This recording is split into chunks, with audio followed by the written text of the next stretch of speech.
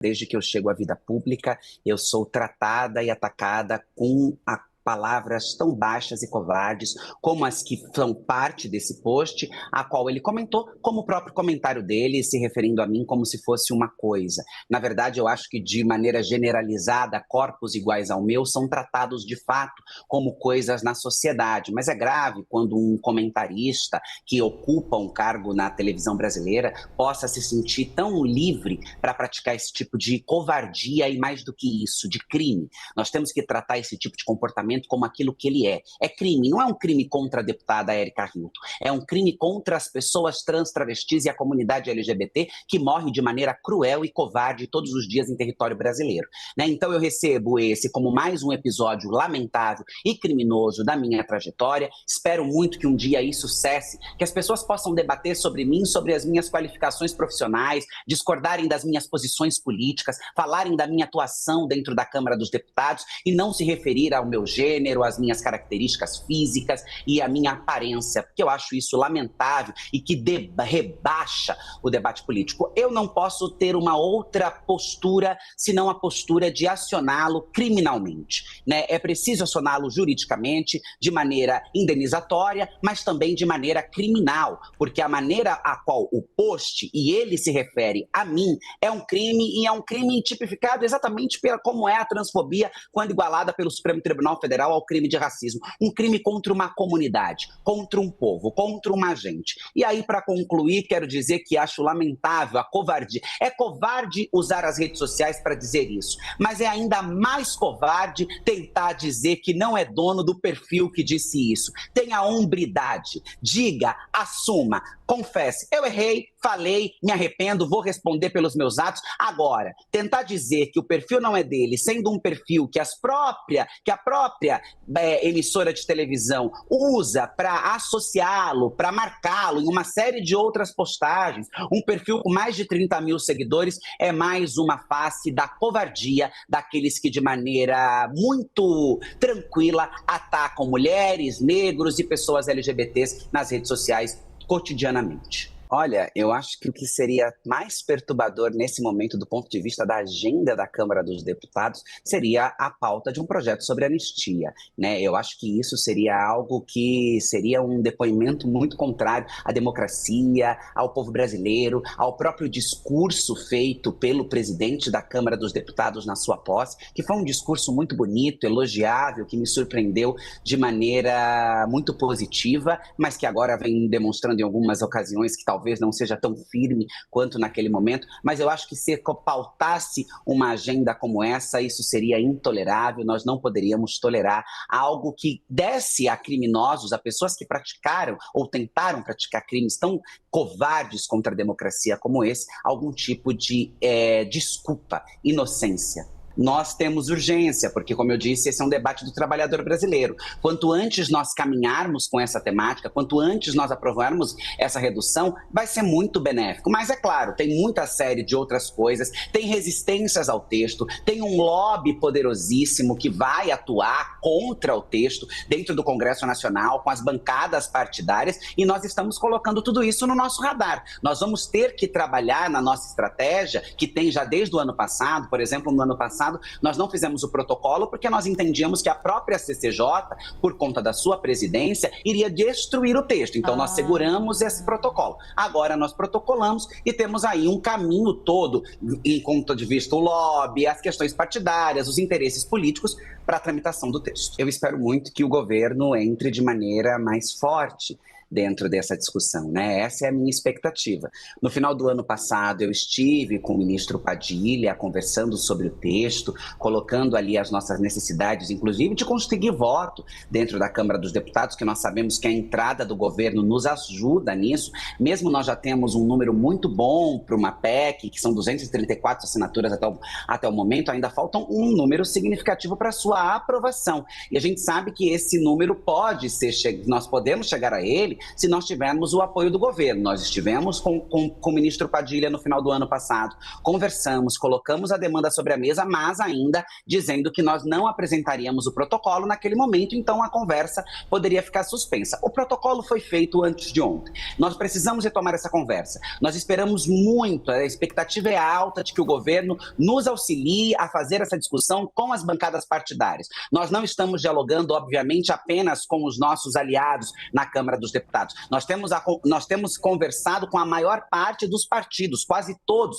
Eu acho que o único partido que fica de fora dessa conversa de maneira inteira é o PL, porque inclusive teve uma orientação para que aqueles deputados que no início do texto haviam assinado a PEC retirassem a sua assinatura, fazendo uma clara demonstração do não interesse, da não preocupação com esse tema e de que há uma posição fechada do partido para não endossar essa proposta. Mas todos os outros partidos da direita, do centro, etc., nós temos procurado, temos conversado, temos conseguido uma adesão, inclusive Avante, PP, etc., alguns partidos, MDB, que já estão conosco, e agora, sem sombra de dúvida alguma, nós esperamos que a partir do protocolo desse texto, o governo possa nos auxiliar e possa encabeçar junto conosco essa discussão para que a gente conquiste os votos necessários para a aprovação do texto no plenário da Câmara dos Deputados. Se a proposta chega exatamente da maneira como a gente imagina que seria viável, a gente não tem espaço de negociação, não tem aonde trabalhar, não tem como negociar com os partidos ou com as empresas ou com os setores,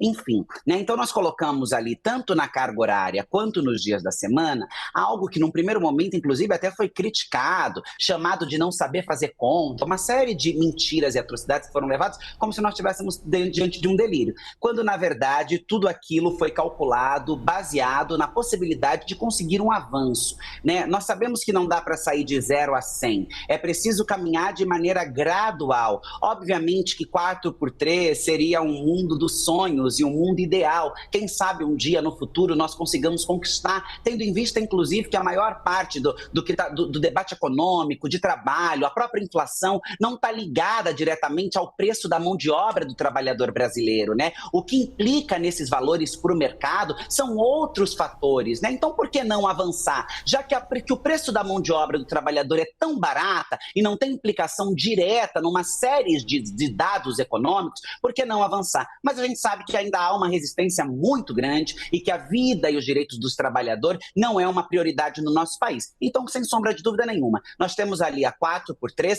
mas se nós conseguirmos a 5x2, para nós já vai ser um grande avanço. O trabalhador vai ter direito ao final de semana ou algum outro dia na semana, a depender do setor ao qual ele está empregado. Para nós vai ser, sem sombra de dúvida, uma grande vitória e já um avanço diante do que nós temos hoje, que é a 6x1. Somos base do governo Lula, defendemos o governo Lula porque acreditamos que é o governo que foi capaz de retomar a democracia que estava sendo colocada em xeque numa tentativa de golpe no nosso país, mas, sem sombra de dúvida, preciso manter a minha coerência em dizer que acho lamentável a maneira como as ministras mulheres vêm sendo desligadas do ministério, né? E que acho sim que o governo precisa ter essa preocupação com a equidade na esplanada.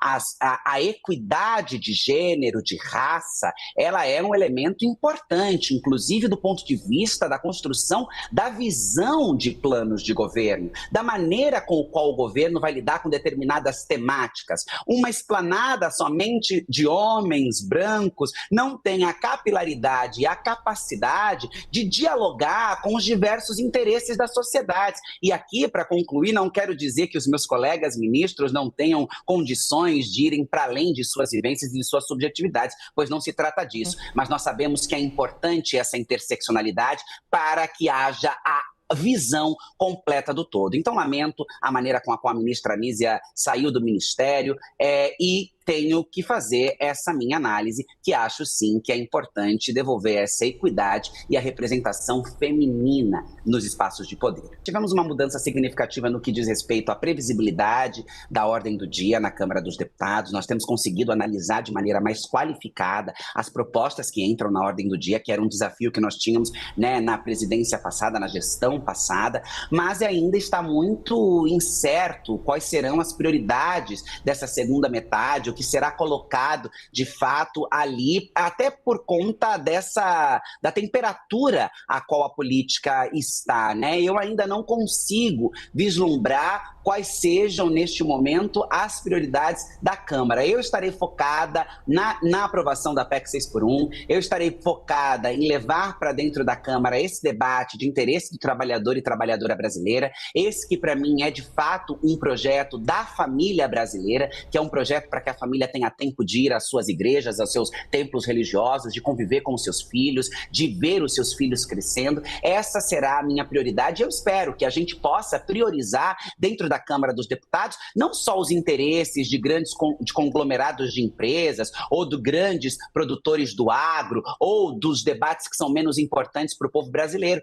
mas que talvez nesse momento o Congresso Nacional vire a sua lente, os seus olhos para aquilo que seja de interesse das pessoas. Nós temos aí, por exemplo, uma COP que vai acontecer e eu espero que a gente consiga fazer um debate qualificado do ponto de vista da preservação ambiental, do aquecimento global, das responsabilidades que o Brasil precisa ter diante de toda essa crise climática, mas eu não posso te dizer se essa será de fato a prioridade, até porque essa é uma prerrogativa do presidente da Câmara, né? E há muitos interesses, há muita disputa de protagonismos de agendas que são colocadas. As minhas prioridades, sem sombra de dúvida, serão essas. Darei batalha, conversarei com o presidente, conversarei com os líderes, conversarei com a bancada. Agora, não posso dizer em nome da Câmara dos Deputados, quem dirá em nome do Congresso Nacional, qual será a sua prioridade. Eu espero que nenhuma agenda desastrosa ou perturbadora tome a ordem do dia nos nossos trabalhos. Seguiremos firmes, seguiremos defendendo aquilo que nós acreditamos ser importantes para a dignidade humana,